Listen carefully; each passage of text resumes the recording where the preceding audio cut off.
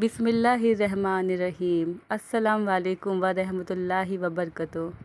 حاضر ہوں پھر سے ایک اور دلچسپ واقعہ کے ساتھ۔ دوستو، اس واقعہ کا ذکر خود کلام پاک میں یعنی کہ قرآن شریف میں اللہ تعالیٰ نے کیا ہے، سورہ کہف میں۔ یہ واقعہ خضر علیہ السلام اور موسیٰ علیہ السلام کا ہے۔ تو شروع کرتی ہوں۔ ایک مرتبہ بنی اسرائیل کو خطبہ دینے کے لیے حضرت موسیٰ علیہ السلام کھڑے ہوئے۔ آپ علیہ السلام سے پوچھا گیا، لوگوں میں زیادہ عالم کون ہے؟ حضرت موسیٰ علیہ السلام نے فرمایا، میں زیادہ عالم ہوں۔ تو اللہ تعالیٰ کو آپ کا یہ انداز پسند نہیں آیا۔ اللہ تعالیٰ نے آپ پر عتاب فرمایا، کیونکہ آپ علیہ السلام نے سوال کے جواب کو رب تعالیٰ کی طرف منسوب نہیں کیا، حالانکہ یہ کہنا چاہیے کہ اللہ تعالیٰ بہتر ہے۔ اللہ تعالیٰ نے آپ علیہ السلام پر وحی کی، میرے بندوں میں سے ایک بندہ مجمع البحرین یعنی دریاؤں کے ملنے کی جگہ میں رہتا ہے، وہ تم سے زیادہ علم رکھتا ہے۔ حضرت موسیٰ علیہ السلام نے عرض کی، اے میرے رب، میں انہیں کیسے پاؤں گا؟ تو آپ کو بتایا گیا کہ تم اپنے تھیلے میں ایک مچھلی بند کر کے اپنے ساتھ لے لو، جہاں تمہاری مچھلی گم ہو جائے وہیں ان کا مقام ہوگا۔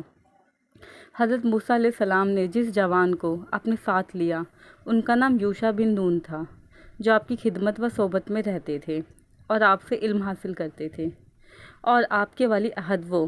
مجمع البحرین سے مراد دو دریاؤں کی جگہ یعنی بحر دریا فارس اور بحر دریا رم جہاں ملیں گے وہیں تمہیں حضرت خضر علیہ السلام مل جائیں گے۔ اس کی نشانی یہ بتائی گئی کہ جہاں تمہاری مچھلی گم ہو جائے اسی مقام میں ان کو تلاش کرنا۔ حضرت موسیٰ علیہ السلام نے وہاں پہنچنے کا پکا ارادہ کر لیا اور فرمایا کہ میں اپنی کوشش جاری رکھوں گا یہاں تک کہ وہاں پہنچ نہ جاؤں، بے شک وہ جگہ کتنی ہی دور ہو، میرا سفر وہاں پہنچنے تک جاری رہے گا۔ پھر ان حضرات نے روٹی اور بھنی ہوئی نمکین مچھلی اپنے ساتھ ایک تھیلے میں لے لی تاکہ راستے میں کام آئے۔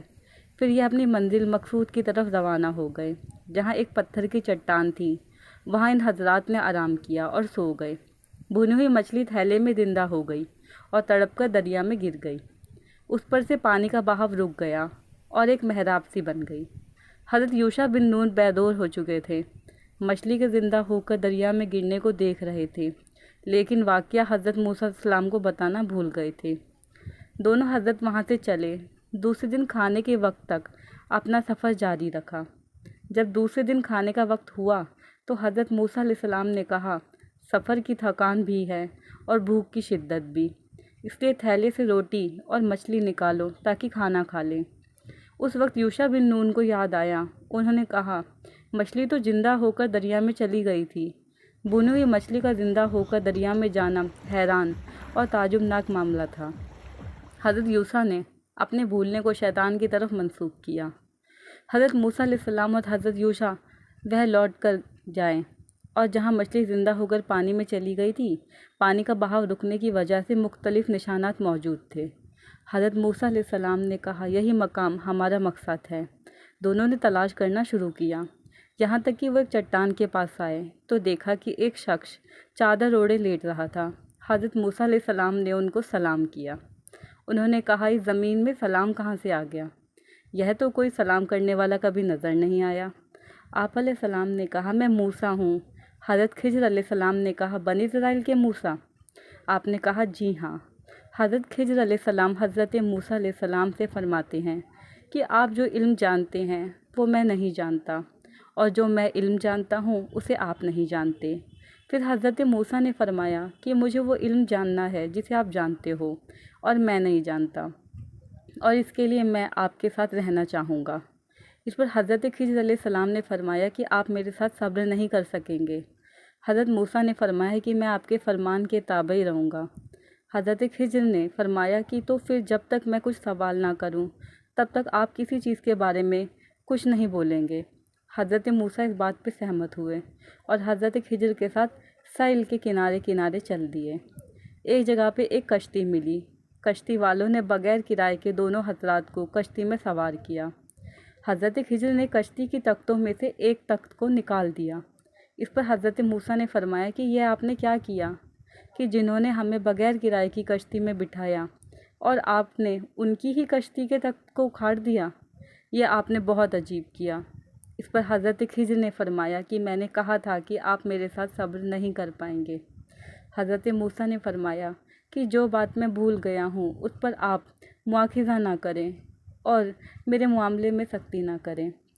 फिर दोनों हजरात आगे चल दिए। रास्ते में एक लड़के को दूसरे लड़के से खेलते हुए देखा। हज़रत खिज़र ने उसको देखा और अपने हाथ से उस लड़के का सर धड़ से अलग कर दिया। हज़रत मूसा ने फरमाया कि आपने इस बेगुनाह लड़के को बगैर किसी किसास के कत्ल कर दिया, आपने बहुत बुरा काम किया। इस पर हज़रत खिज़र ने कहा कि मैंने नहीं कहा था कि आप मेरे साथ सब्र नहीं कर सकेंगे। हज़रत मूसा ने कहा कि अब अगर मैं किसी चीज़ के मुतालिक सवाल करूं तो आप मुझे अपने साथ ना रखना। फिर दोनों हजरात आगे निकल गए। एक गांव आया जहां पर दोनों हजरात तमाम जमात के पास पहुँचे, मगर किसी ने दोनों की मेहमान नवाजी नहीं की और खाना भी नहीं दिया। उसी गांव में एक दीवार को गिरते देखकर हज़रत खिज़र ने उसे ठीक किया। इस पर हज़रत मूसा ने फरमाया कि अब मैं तुम्हारा मेहमान नवाजी हूँ। अब आपने इस दीवार को ठीक किया है तो आप मुझसे कुछ उजरत ले सकते हैं। हज़रत खिज़र ने फरमाया कि अब आप और मेरे दरमियान जुदाई है, अब हम आगे साथ नहीं रहेंगे। फिर हज़रत खिज़र ने तमाम वाक़याओं की तावील बताना शुरू किया कि कश्ती का तख्त क्यों तोड़ा गया। तो वो इसलिए कि उस कश्ती का जहाँ से गुज़ार होना था वहाँ आगे एक ज़ालिम बादशाह था जो अच्छी कश्ती को देखकर उसे छीनने के लिए आता था, मगर टूटी कश्ती देखकर उसे छोड़ देता था।